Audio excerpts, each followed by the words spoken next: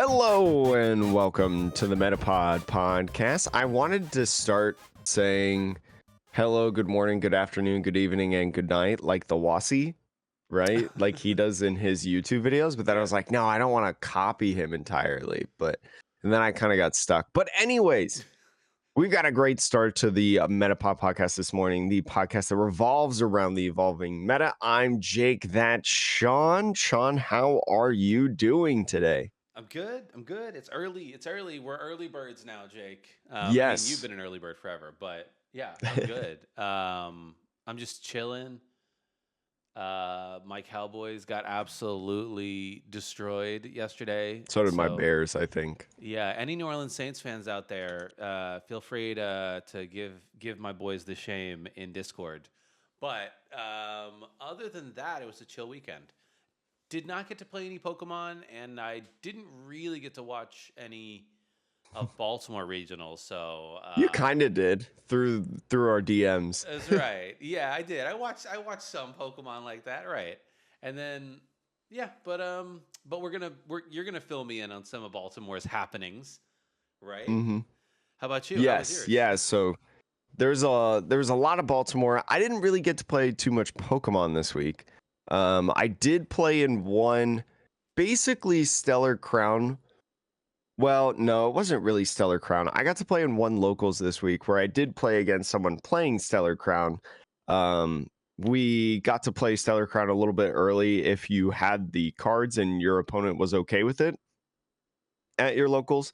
They allowed it. And so I played Charizard and my opponent. I played Charizard without Briars or anything like that because my first round opponent was my friend that I came with, and he really wanted to play Terapagos. And so I was like, okay, sure. And I was originally going to play like Banette at the locals, but then since he wanted to roll up with Terapagos, I was like, okay, I'll play some sort of quote unquote Stellar Crown deck. And so I played Charizard because I also had that at the ready. So played that a little bit. It was fun. I still have a lot to learn. I hate Radiant Charizard, in my opinion, Ooh, interesting. Okay. because I started it in like all my games. Oh yeah, no, Um, it's and horrible.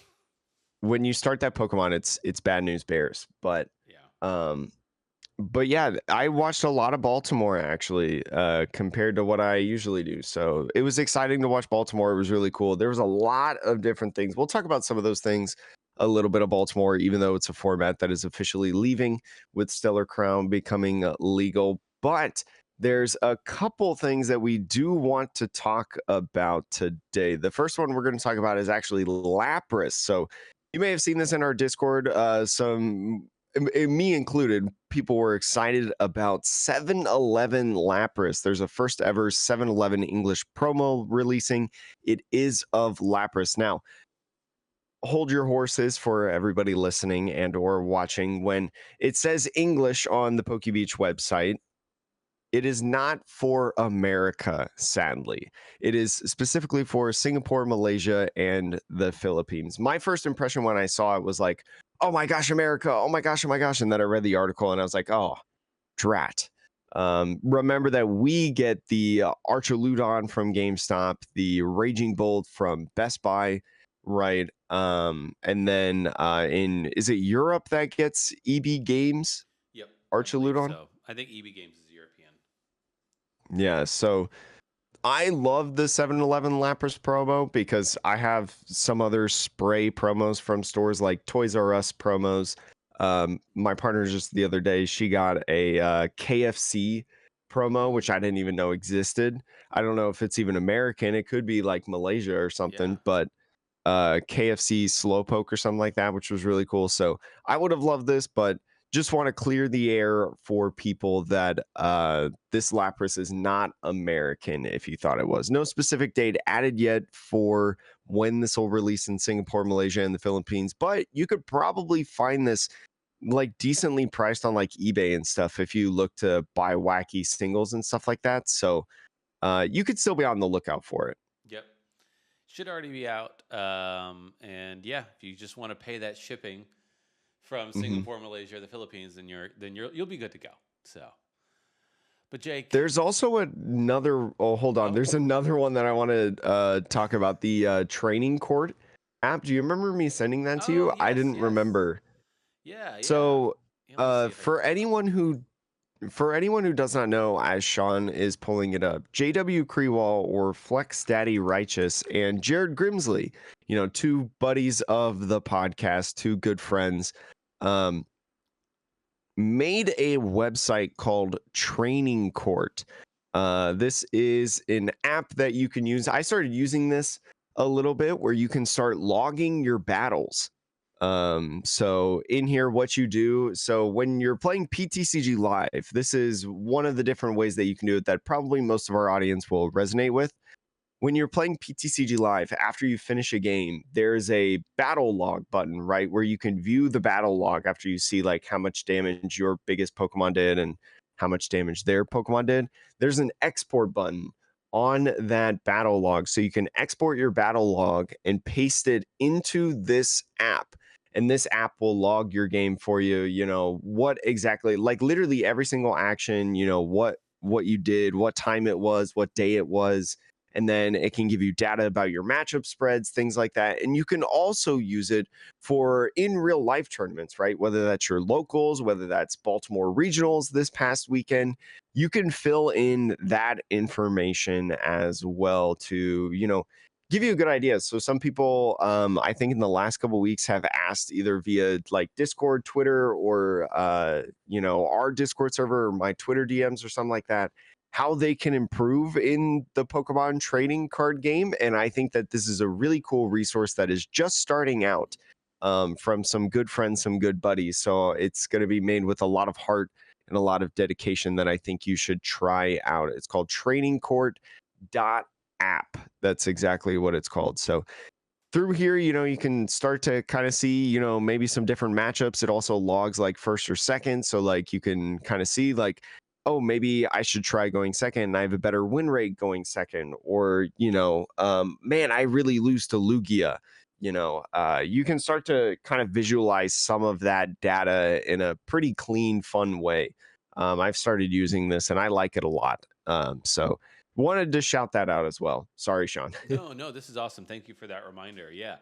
Yeah, this seems cool. I gotta definitely check it out. I haven't downloaded it yet, but I think the fact that you can tie it into your PTCG Live thing. hmm Granted, it's like semi-manual. You have to like export each battle log after the game, but not really that hard.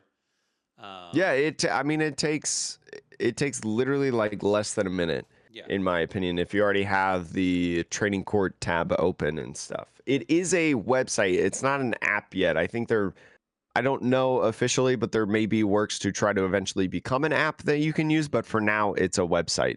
Okay. It is brand new, like less than 10 days Yeah. old. Yeah. So yeah, definitely like check it out, and I'm sure that you know Jared and JW are looking for like if there's any bugs or any weird things too. Any new apps or services like this always are on the lookout for those things as well. So yeah, just keep an eye out there. hmm But Jake, are you ready to talk about some Baltimore action? I am ready to talk about Baltimore. Baltimore was incredibly exciting in my opinion. A very cool match to watch. It's the same format as Worlds that went on, but it had so many different changes in my opinion. There were so many different things to see. Over 2,300 players in this event. Brilliant Stars, Two Shrouded, Fable, and Henry Chow picking up the win with Gardivoir of all things. Sean, do you remember? I forgot to look this up. Do you remember what we like predicted to win? Like what our guesses were to win? I don't actually know what our guesses to win were. I don't know if we made guesses to win. I think did we? Did we have like decks that I feel we like we really made like liked? strong, this is my prediction. I think that this deck is strong going into this tournament or something like that. Well, I think we Gardevoir said was that not on that generally. list. I can tell you that. Yeah, I don't believe Gardevoir was on my list and not on many other people's lists No. besides Henry Chow. So Henry Chow did it in. Lugia overall was a really good play for this event. You can see in the top 8 on Limitless there were 3 of them, one being Kieran at second, and then fourth and fifth. Reggie Drago still having strong placements at 7 and 8th with Rowan and Ian Robb. And ancient box deck getting third, and then a Noivern Ogrepon, which I posted in the Metapod Discord server. Link to that in the description below if you want to see that. That deck also got top 8, which was wild. Yeah, I mean, I will say, I think we were correct in assuming that a lot of people would play Ancient Box. And then I imagine that the amount of people that played Ancient Box probably suppressed either the amount of people that brought Quad Thorns or how well Quad Thorns did. So I think that was probably a big change, from the Worlds format. Was like, I don't think Quad Thorns was in quite as good of a place given the prevalence of Ancient Box. But yeah, like I am still surprised that Gardevoir did as well as it did, because it's not a bad deck, but like Ancient Box is a dark type deck, right? Right?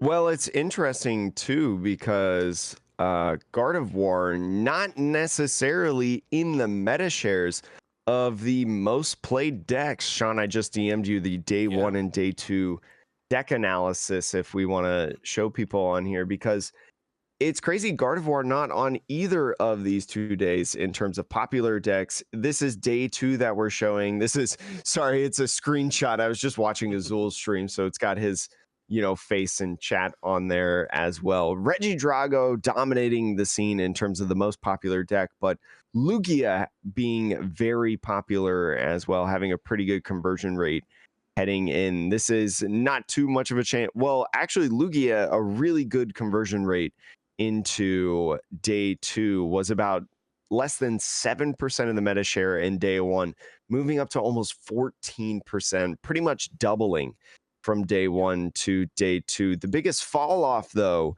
Raging Bull taking up 15% of the meta, 345 players coming into day 1 and falling off the hardest of any deck that I feel like I've really seen in a long time at a major. Sean, not even present in this day 2 list, less than 10 players converting into day 2. It was really interesting how seeing top level players, right, the people at the top, moving away from Raging Bolt and playing something more like Reggie Drago or Lugia, opting for that, even though I would consider Raging Bolt to be a good deck overall.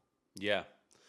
I don't know. I'm not really sure. I didn't get to see any of the play, so I'm not really sure why it fell off so hard, other than maybe the fact that it's just a 2 prize deck entirely caught up to it, right? Like if people that had ways of surviving a hit or whatever could like take 2 prizes over 3 turns, that's really, all you need to do. So that's the only thing I can think of. But I mean, you have the ancient boxes coming in, right? That's a favorable trade. That's true. In a sense. Charizard, a really big Pokemon, so sometimes that can be a favorable trade, especially with things like, potentially Unfair Stamp, Iono, right? Yeah. Just getting down to a limited amount of cards. And so I think that's kind of the disruption that we saw a lot with Raging Bolt's downfall, and especially with Lugia doing Lugia shenanigans, whether that's with the Chinchinos, Iron Hands, another Pokemon in there. It was devastating to some. And we're not going to talk too much about some of the lists from Baltimore, but I did specifically really want to showcase Henry Chow's winning Gardevoir list, because this Gardevoir list was not like any of them that we've seen recently in the One Piece trading card game. Sean, this is Turbo Gardevoir, he labeled it as. Yeah. I mean, like, I'm looking at this list here, and like from a Pokemon standpoint, it feels pretty standard, right? Opting for just the 1 Monkey Dory. I know a lot of lists recently were going for 2, but 1 Monkey Dory and 1 Dark Energy. But otherwise, like I said, pretty straightforward. Pheasantipity, I think, is maybe a small adjustment. You think about Gardevoir. Oh, I think it's a huge adjustment. Yeah, I mean, but it's 1 card, right? It's just 1 card. Oh, yeah. So I'm like, that's why I'm kind of like, okay, well, it is a big adjustment from the perspective of bench space, because Gardevoir notoriously does not have tons of bench space. to throw something Hmm. like a Pheasantipity. But I think the biggest changes, which I think what makes it turbo, are the switch to two professors' research over like four Arvin, let's say, and Yes. having the A spec of choice be Secret Box rather than Hyper Aroma. So Secret Box being able to grab you your either your Bravery Charm or your TM Evolution. The stadium in this deck, which is also an interesting choice, Pokemon League headquarters.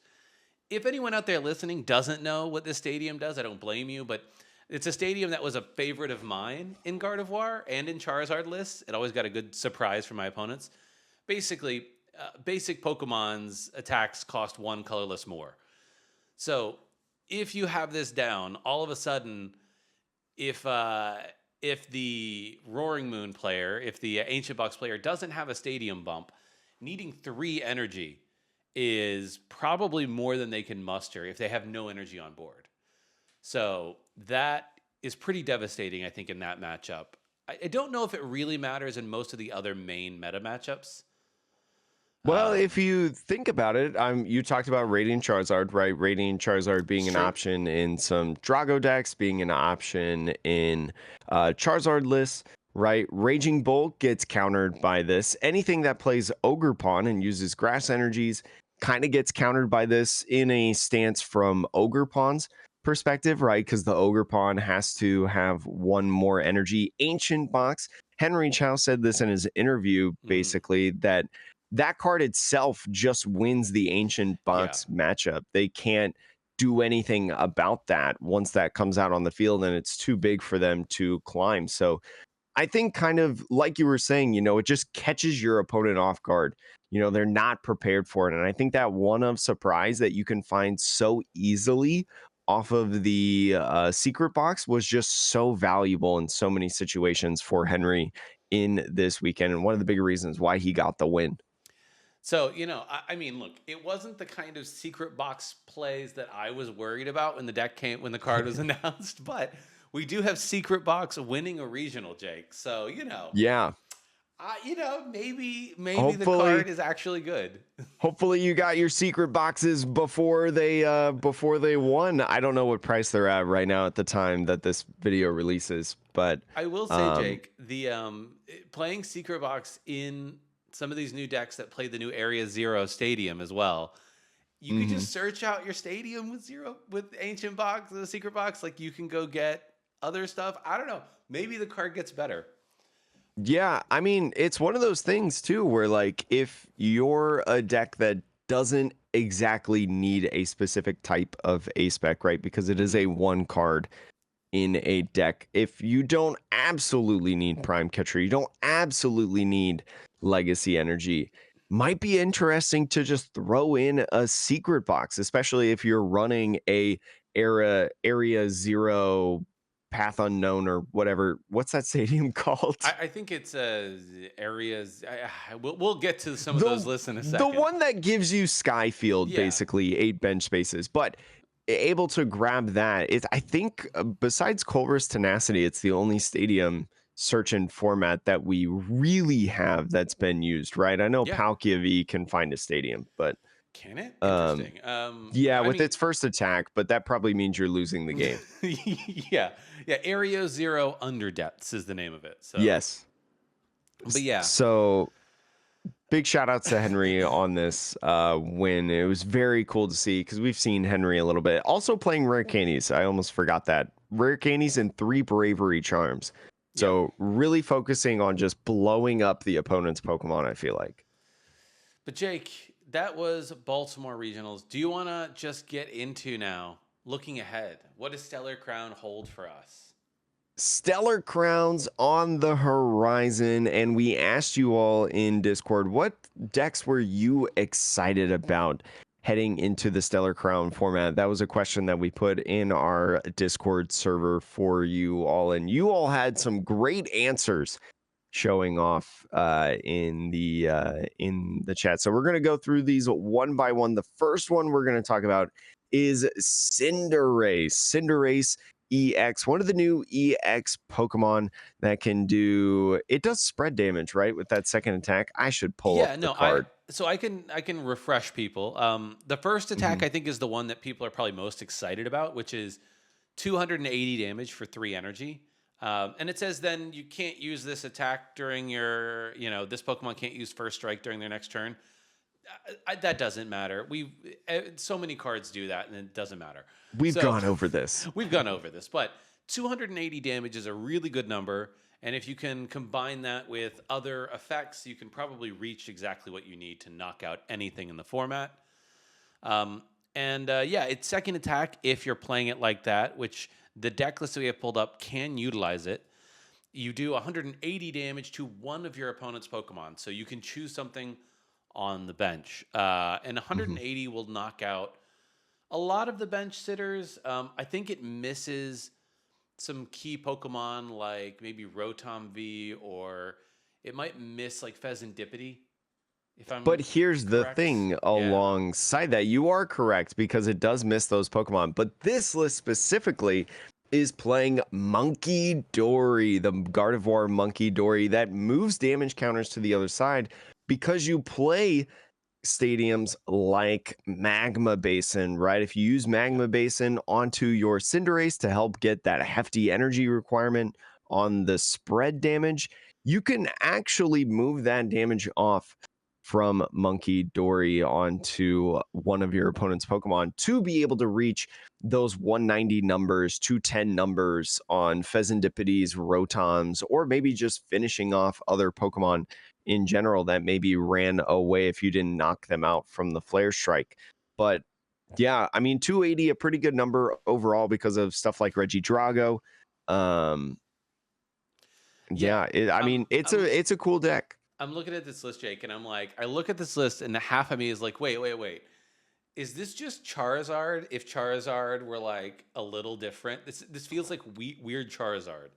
Because I'm It looking does at kind of this, feel like weird Charizard. because you're playing in this one for people who can't see and are listening. You're playing a like a 4-1-3 line in the list that we have. It may evolve, but a 4-1-3 line of Cinderace EX. But you're also playing a 2-1-2 line of Pidgeot EX. So you've got that like Pidgeot Cinderace combo. You've got Radiant Zard as your Radiant. You have Cleffa. So in terms of the Pokemon and the play style, in some ways, it's gonna play similar to Charizard. But then the differences with this deck, I would say, are you're gonna have access to something like Crispin. Crispin is a new supporter card that lets you, I think, attach an energy of one type to a Pokemon and then put an energy of a different type into your hand from your deck. Correct. So, really good at getting those different types of energy because Cinderace needs fire, fighting, and dark to do its second attack. And the other one that I can't believe it didn't go through my mind, Jake, with these new Stellar EXs, Neo Upper Energy. Uh, Yeah, Neo Upper Energy, the ace spec that I think everyone forgets from like the first set, which is basically you get 2 energy. They can be of different types. They're rainbow energies, basically 2 rainbow energy. Um, but it can only be used on an evolution Pokemon, right? Or is it only on a stage 2 specifically? I think it's only on a stage 2, Neo Upper Energy. I believe it's only a stage 2.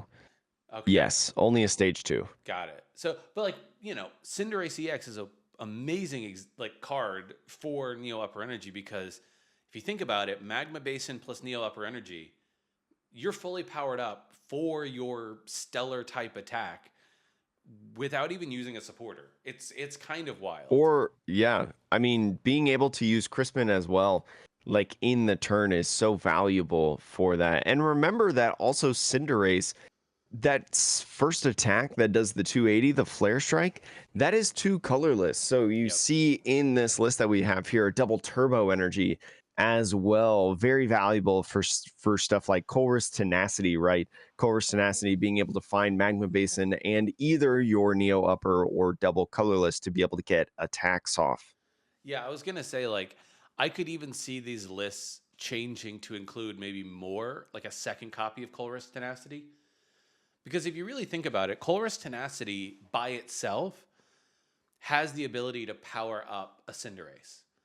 Because you Yeah. play it, you get Magma Basin and either Double Turbo or Neo, and then you use Magma Basin and attach the other. So a single supporter can effectively guarantee you 3 energy on board from nothing, which is pretty insane. And it's 3 energy that like are special energy and stadiums, and yeah.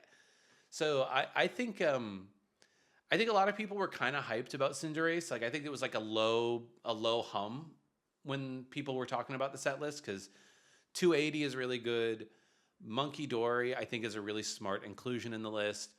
Um, and yeah, like whether you go Neo Upper Energy or maybe something more like Maximum Belts, I could see that as well, just to like get that 300 plus damage. But Hmm. I think that's really going to depend on what other people are playing. Like maybe it's not necessary. So, but yeah, that's Cinderace. Jake, what is next on your list of cool new decks to show off? I think one of the lists that a lot of people are excited about too is Maridon. Maridon is a deck that people have seen a lot and often because, well, Jesse Parker was playing it on the Tricky Gym streams before Baltimore with the inclusion of Terra type Lightning Mewtwo. Do you have those guys out of your bulk? I think in my like little card stack here, yeah, there's a Terra type Mewtwo in my little stack, absolutely ready for whatever. But this is a typical Maridon list that I think you could see like pretty standard, what you would think of. You're playing the Maridons, you've got a couple Raikus in there because especially if you're playing an Area Zero Underpaths deck with a Terra Pokemon, you want a big bench space for those Raikus to do more and more damage, especially if you're going to be facing stuff like Terapagos as well in the format. You got Iron Hands, Pheasantipity, Squawkabilly, Zapdos for quick and fast starts with the Radiant Greninja, and your supporter line typical of Arvin Boss's orders to be able to control the game. Generators, lots of lightning energy, and a double colorless option for the Iron Hands like before. And yeah, I mean, it's pretty much a standard list outside of sliding in the Mewtwo, right? A one or two of, right? Because if you prize that Mewtwo, that stinks, but you can do regular Maridon things if you only have one Mewtwo that's prized. Question, Jake. Yeah. Why is Mewtwo in this list? What am I not Because it's a Terra seeing? Pokemon.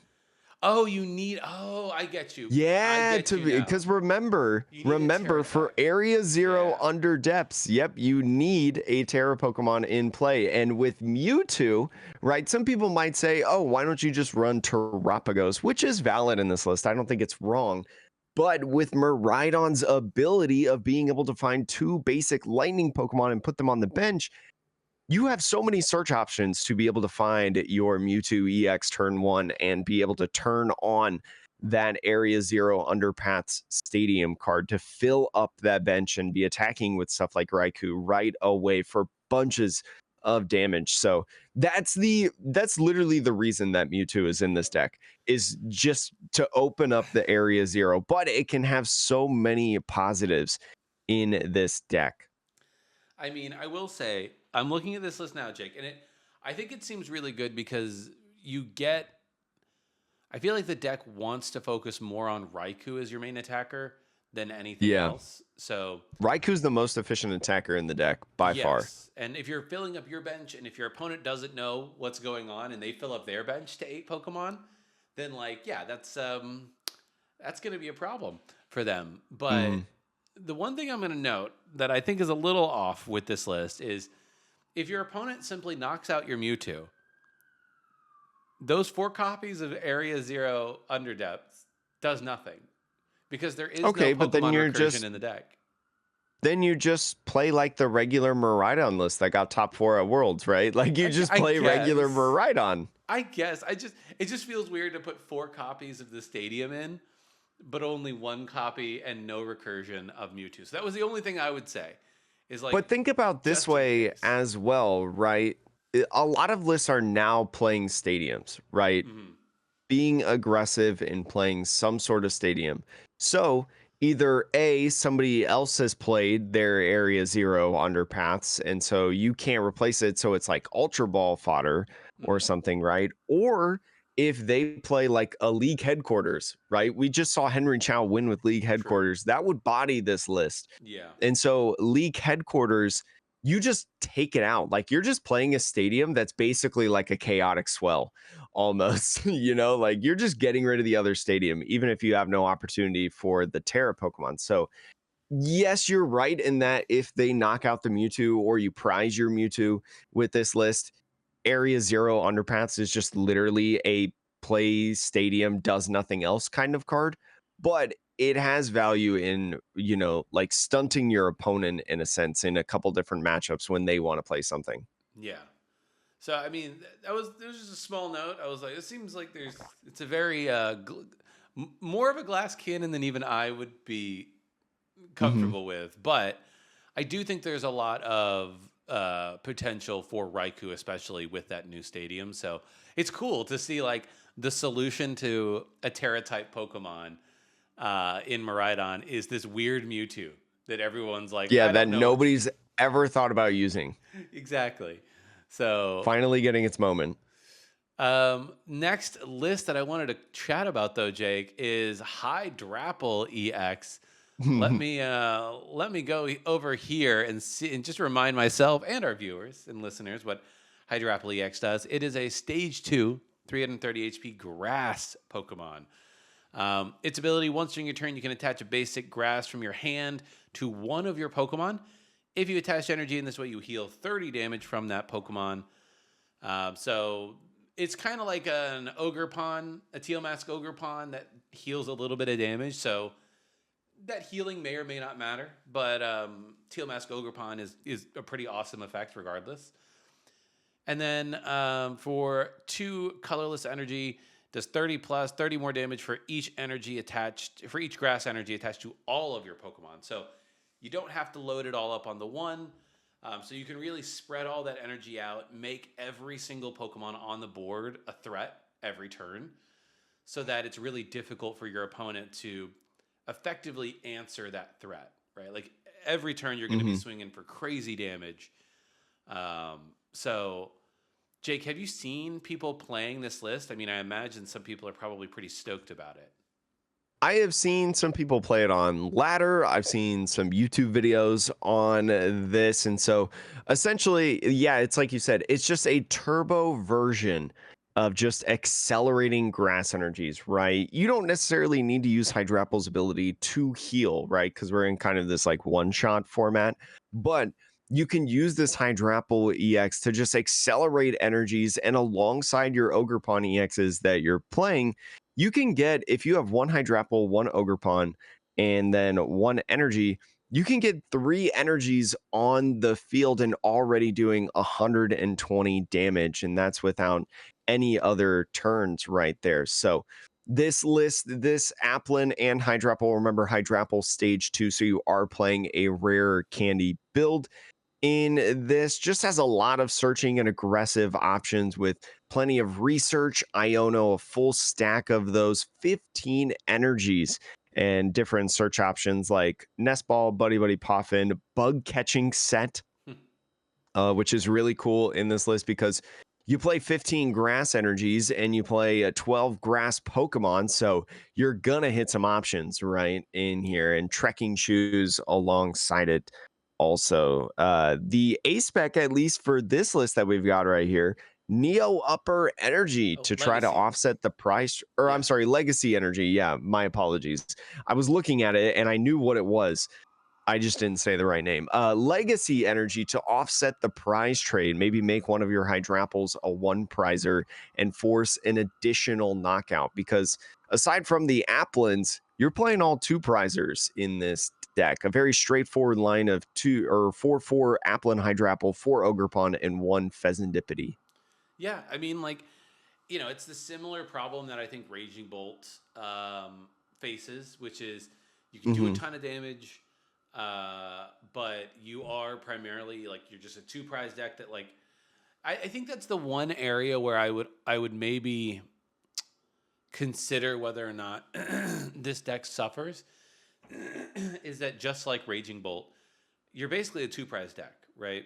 And Raging Bolt could play Legacy Energy, and it doesn't for whatever reason. But you're a two prize deck that also relies on rare candy.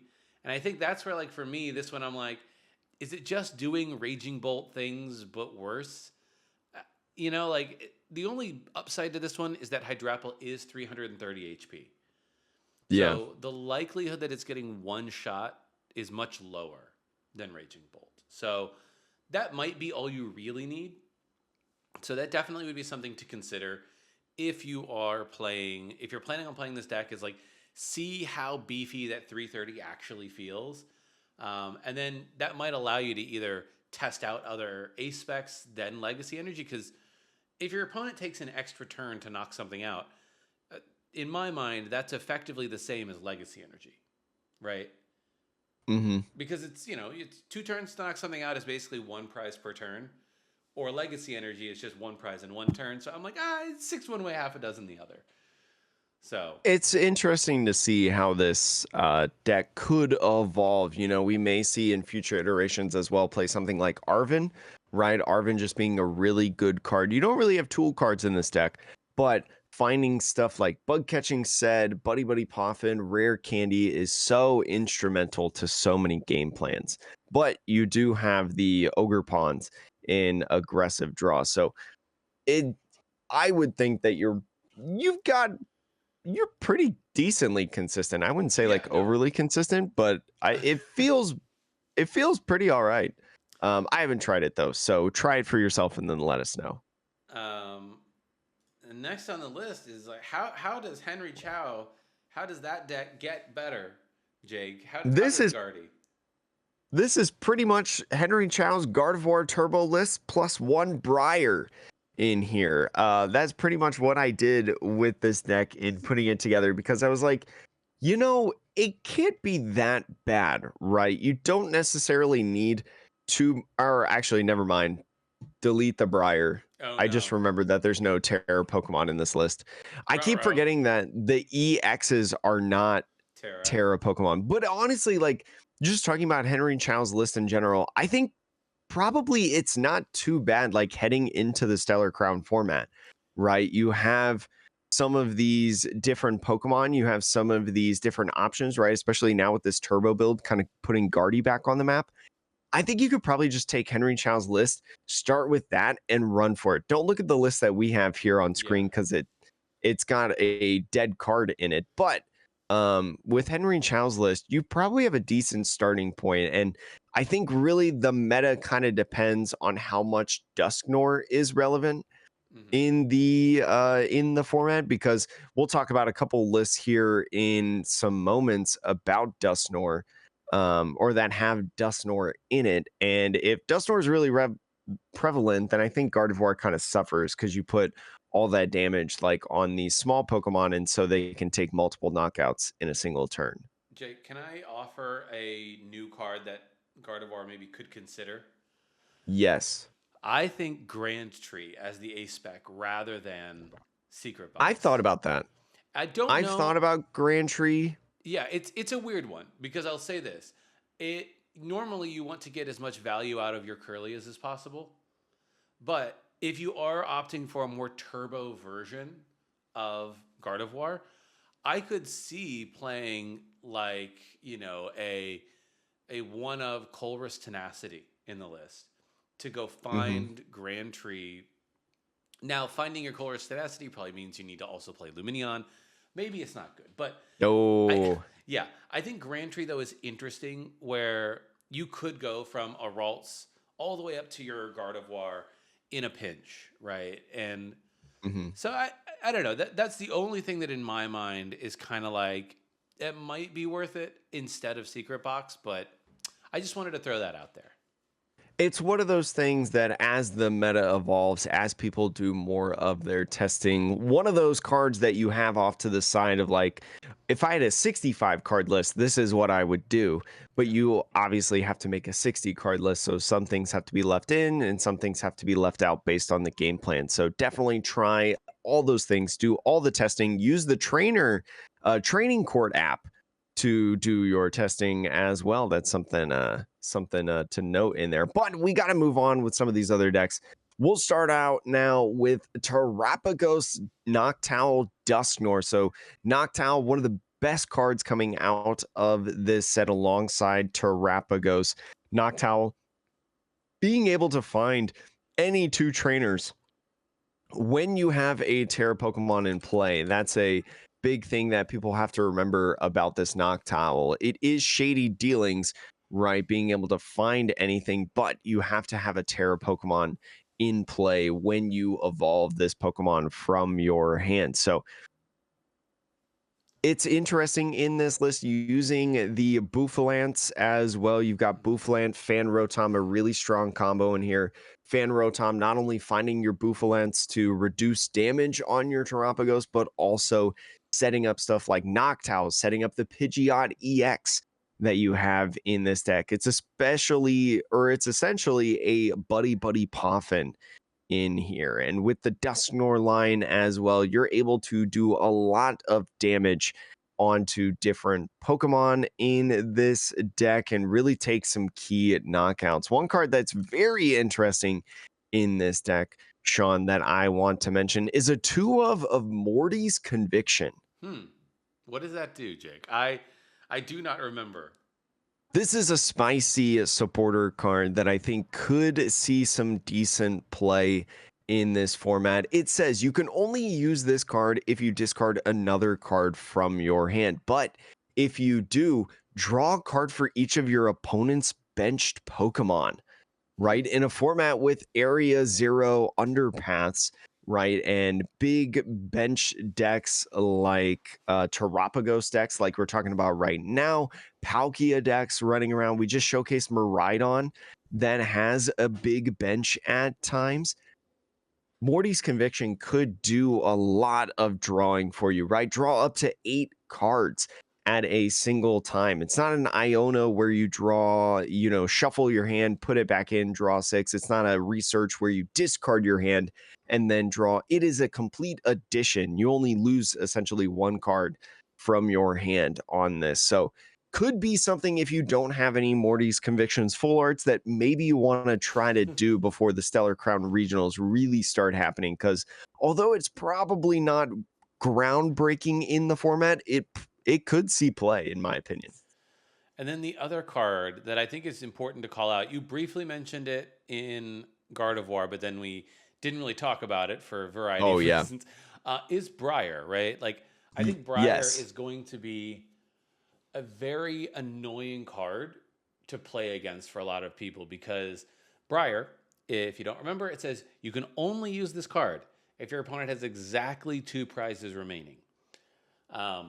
Now, the reality of our format is that either you're playing a deck that is primarily attacking with 2 prizes, so this card is probably going to be online pretty often, or if for whatever reason your opponent is trying to play around this and go onto odd prizes, well, these decks are utilizing that Dusknoir line that you see on screen that Jake was mentioning, because that will allow you to not only put your opponent at 2 prizes, but also set up a knockout. So the question is, okay, well, now that I can use Briar, what does it do? Why am I going to all this trouble? During this turn, if your opponent's active Pokemon is knocked out by damage from an attack used by your Terra Pokemon. That's an important note. You can't just play this and then attack with something else. You can't play this and attack with Blood Moon or Saluna. Don't do that. That's a bad idea. Or Gardevoir EX, I've come to remember. Right. Yes. But you take an extra prize card. So all of a sudden now, if the game has been going fairly evenly, the odds are is that like you and your opponent are probably at relatively even prizes. All of a sudden, if they're going down to 2 prizes, that probably means you were at 2, maybe 3 prizes. And if you were at 3 prizes left and your opponent thought, there's no way they can win on this next turn, I have no 3 prizes on board. Well, all of a sudden, they're taking 3 prizes off of your 2 prizer. The game is over. I think there's going to be a lot of gameplay moments where it feels like, as the opponent with this card, where it feels like there's almost nothing you can do to prepare against it. Because what are you going to do? Not take prizes? you're not gonna not play the game. And I think this card is a really interesting card that I'll be excited to see it played. You know, I want to play it myself, but I think it could have some really salty effects for people who thought they were safe. Especially when you talk about having Noctowl, right? Having that ability to find 2 trainer cards. Search this really easily. We have Luminion still in format to be able to find these one of supporters, not uncommon to play right now in the One Piece, or I'm sorry, in the Pokemon trading card game, not the One Piece. I was looking at a One Piece card on my desk. In the Pokemon trading card game, very common to see one of supporters. Briar is an excellent addition in that category. Super conditional, but has the value to swing a game entirely in your favor to close it out. Yep. Um, Next list though is Charizard. I think another deck that's going Hmm. to benefit greatly from Briar because again, they're going to be playing Dusknoir. They're going to be doing lots of damage. And And you're Charizard, attacking primarily with a Terra type Pokemon. exactly. It's like Briar was made for Charizard, which I'm kind of like, I don't think we needed that Pokemon, but fine, great. But otherwise, I would say the list itself is pretty standard. You have Charizard, you have Pidgeot, you have the Dusknoir line. The only thing that kind of stands out to me as different in this list, there's a couple things. You have Luxray, which Jake, is Yep. that like a special sauce edition, or is that like floating around the community now? So I've seen this like 1 or 2 times on Twitter, so I'm currently trying it out with the Luxray. This Luxray, for anyone that does not know, is the special one that pops out on state, or it pops out when you're behind on prizes. So it has swelling flash ability once during your turn. If this Pokemon is in your hand and you have more prize cards remaining than your opponent, put this Pokemon onto your bench. So being able to play this Luxray right away, and with that 3 energy attack, it combos really well with reversal energy that you can use if you're also because if you can play this guy right, you're behind Yeah. on prizes, so reversal energy is active in there. So that combo goes well in with this deck, and it's pretty much the only one that you would want to use. I guess you could also, if you really wanted to, you could put the reversal energy on the Dusknoir before you pop it and knock it out. I'm trying to quickly look up what Shadowbind does. 150 damage from it. And so you could maybe combo with a self knockout for, or well, actually, you wouldn't be able to knock this No, out and then attack. You would just knock it, you would just do the attack. But either way, that is potentially an option if you're really in a bind. But that's kind of one of the tech inclusions that are in this deck. This version, a little bit teched out in a sense, playing the Luxray, playing a one of canceling Cologne. And then also with the A spec of choice, there's a couple different A specs that you can play in this deck. I'm currently trying out Grand Tree, trying to be able to evolve into either Pidgeot or the Dusknoir even, right? Or the Charizard. You're playing multiple stage 2 evolution lines in this deck. So yeah. trying to get some consistency alongside that. But you only have 4 rare candies in this list. Grand Tree effectively gives you a 5th rare candy. No, I think the Grand Tree is really cool because, like, to your point, you don't want to play it with Charizard probably. And the reason I'll mention that is because I think Charizard's ability only goes off if you evolve it by playing it from your hand. But Grand Yes, Tree, correct. yeah, but Grand Tree pulls Charizard from the deck. So, that is if you're going to use Grand Tree on Charizard, make sure you have energy to attack. That is a pull in Mhm. case of emergency situation. But typically, I think being able to just go from Pidgey straight into Pidgeot, I think is really amazing in the list without needing any rare candies or anything like that. You also have the option, though, of just going, like you said, Duskull all the way into Dusknoir. You could save that for a future turn.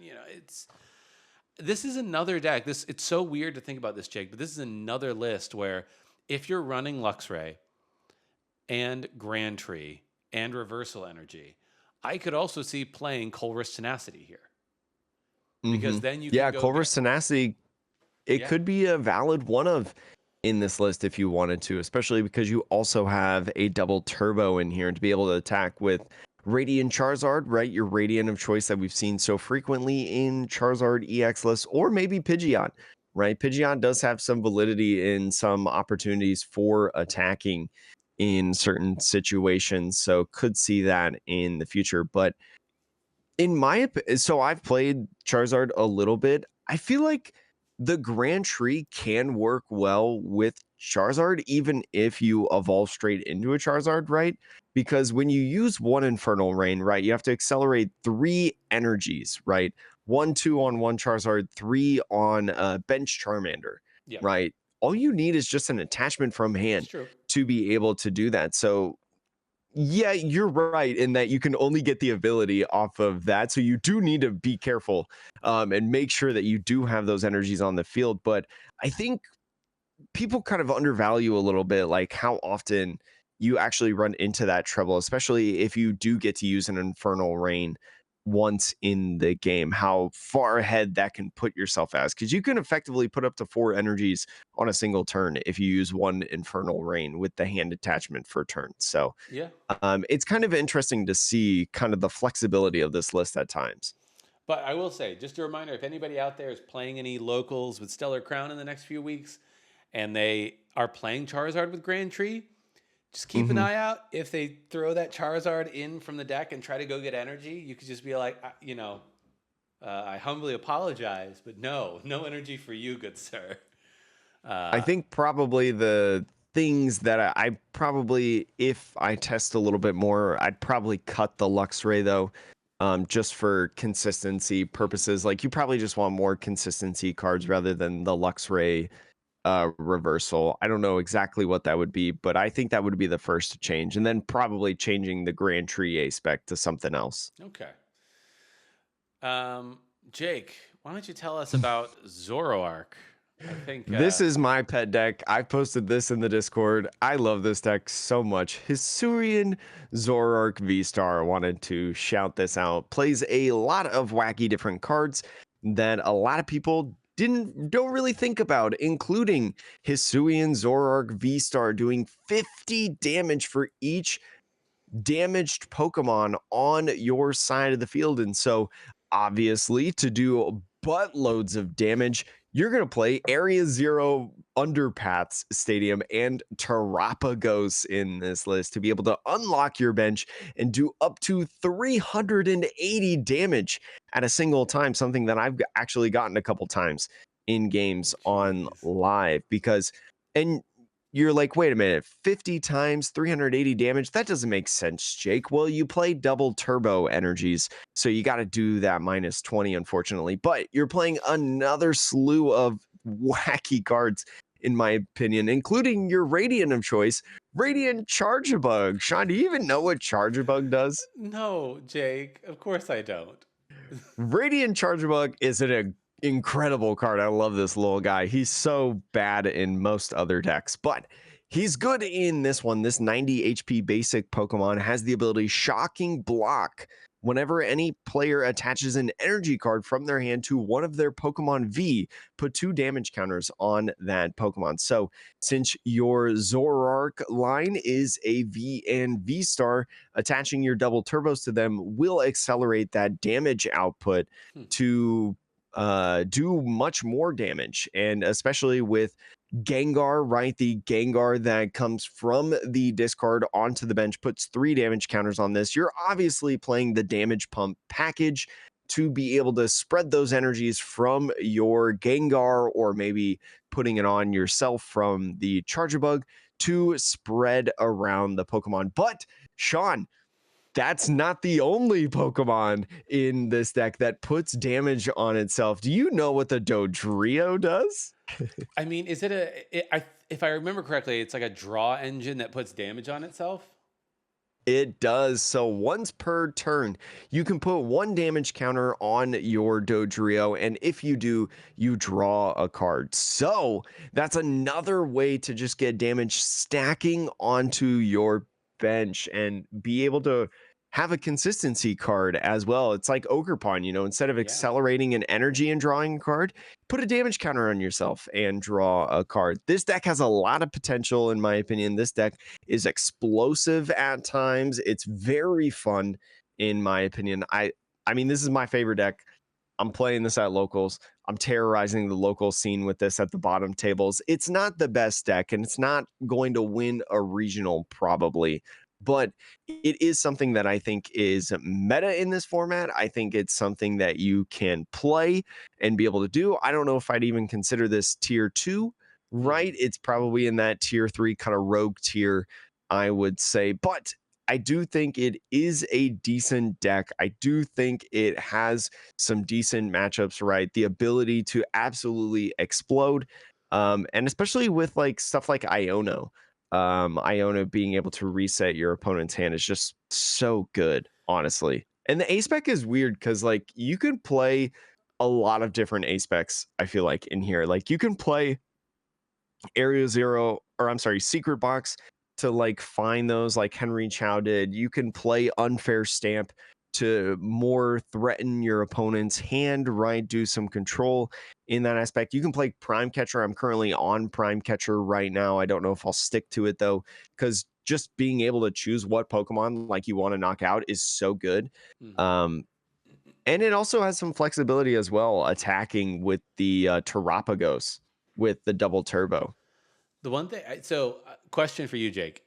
I guess not Mhm. question. I have a thought, which is that if Reggie Drago continues to see play after Stellar Crown becomes established, which I actually have no clue, but if it does, the only thing I would say is I would maybe find space for a Manaphy in this list because I feel like Manaphy doesn't Trifrost. get around, or well, yeah, Trifrost, yeah. I'm just looking at like Dodrio and Gengar's on the bench putting damage on themselves. I'm just like, oh no, because. Well, I mean, like if you because Trifrost does 110, Mm-hmm. and so like your Dodrios are gonna get knocked out anyways, from that. So might as well just go all in and attack them. But I think a lot of times, like in the Drago matches that I've played, it's interesting that you just go turbo, right? Like this list is definitely a turbo list. It is extremely aggressive. Like on my second turn of the game, I'm sitting at like 17 cards left in deck.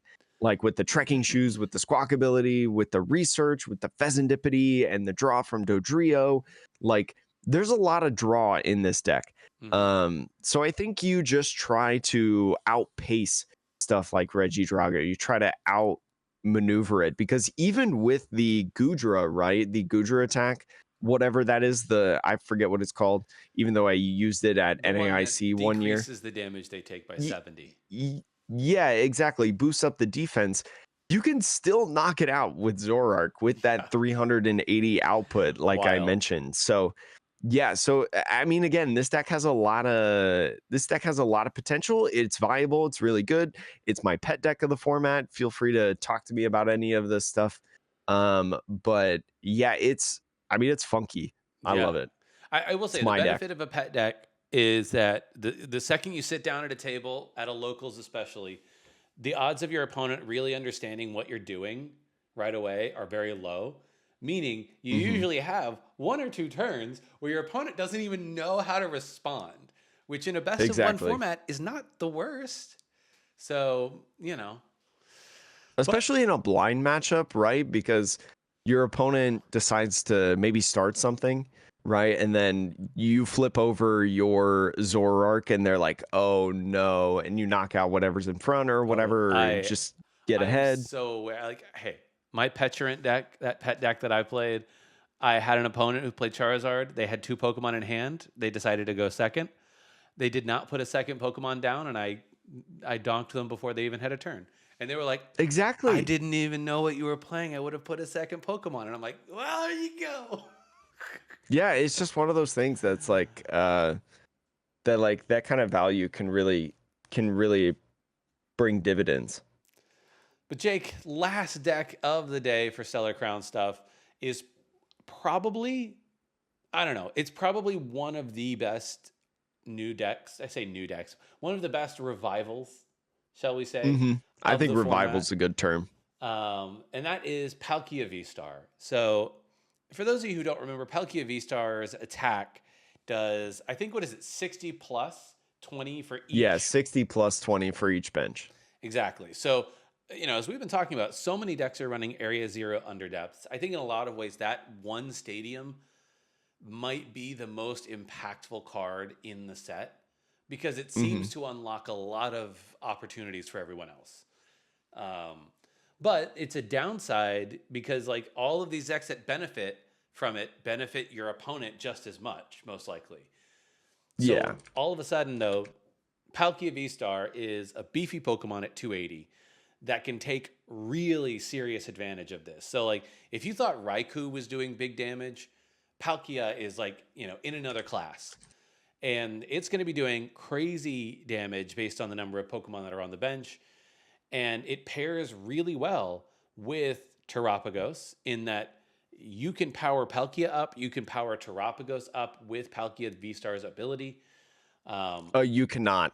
You oh, because cannot it's not a power water up type, right? Terapagos Right. because yeah, Yeah. that's one of the interesting things about this list that I think people should really think about in terms of building is that Palkia only accelerates to water Pokemon, which is why there's two Chenpao in this list, right? Yep. Radiant Greninja still being strong in this list, being able to accelerate those energies, but also with Glass Trumpet.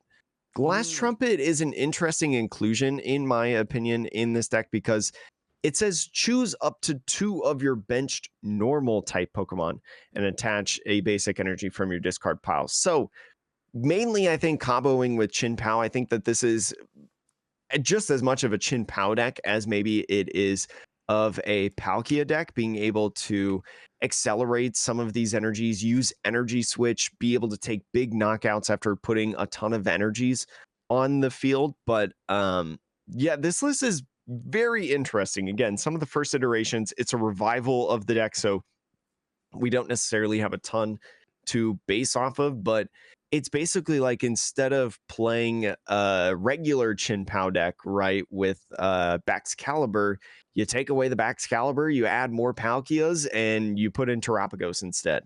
Yeah. Um, yeah. So, like, you won't be able to do like 360 damage turn after turn with Chen Pao. You're going to get like one big Chen Pao attack if you need it. But the good news here is Palkia can do basically the same amount of damage without having to discard any energy. Yeah, Uh, especially when you play Noctowls as well in this list, right? And Fan Rotom, you can get a lot of consistency in this deck. And then I do think that just the ability to use Radiant Greninja not only as a draw, but also as an attacker situationally is always a huge threat, right? Like there's going to be a Hmm. lot of decks out there that are going to be running, like you think about like Cinderace or Charizard, like any of these decks that they're going to put their little Pokemon down and they're going to need to evolve them. Well, Radiant Greninja is a massive threat to decks like that. So, I mentioned it just because like, the versatility of attackers like that usually makes for a pretty good deck in a format. So I don't really know what the top tier meta deck is going to be, but I think Palkia is going to be a part of that conversation. Hmm. And I still think decks like Reggie Drago, right, are going to be pretty good. I think Lugia also probably going to be pretty okay, um, but we'll just have to see as the decks come out. As the format kicks off and starts going. Yeah, Jake, is there one deck that in prediction, is there one Stellar Crown deck that you're like, that's the deck that you have your eye on? So obviously I have my eye on Hisuian Zorak. That's Yes. like my go-to, I'm going to continuously play that deck, but I think if we're talking about like the deck that I'm going to have my eye on and what I think is probably going to be one of the strongest in format, oh man, I don't know. I think Charizard gets a boost having Briar. I think Charizard moves up as one of the best decks. I think Reggie Drago still reigns as one of the stronger decks that we've seen in a long time. I know a lot of players this weekend at Baltimore were saying that, Drago's the strongest deck that we've had in a couple of years in the format since probably like ADP. Um, Interesting. and I do think that's a valid take in a sense. I do think you have a strong argument for that. But yeah, I think probably like Charizard, Regidrago, are the biggest contenders coming into this, and I think Terapagos makes a scene, but I don't think it's the best deck. I think Raging Bolt is still very prevalent in this format. I don't think it's the best deck though. It doesn't really have a terrible. Oh no, your Ogre Pond's actually unlock with Area Zero Underpath. So maybe, I don't know, getting more bench space. I do think it's still valid in this format, but yeah, those are, I would probably say, I'd probably say Charizard. I think Charizard makes the biggest jump out of the Yeah. three. I I tend to agree. I think anything that lets you manipulate prize trades Hmm. has, you know, at least for the time that we've been playing, Jake, that tends to be a pretty powerful thing. Like whether it was ADP for a long time, weirdly enough, even Blacephalon GX, like people don't Yeah, think of that as like a prize trade manipulator, but just like a single energy attachment that gets you a free prize.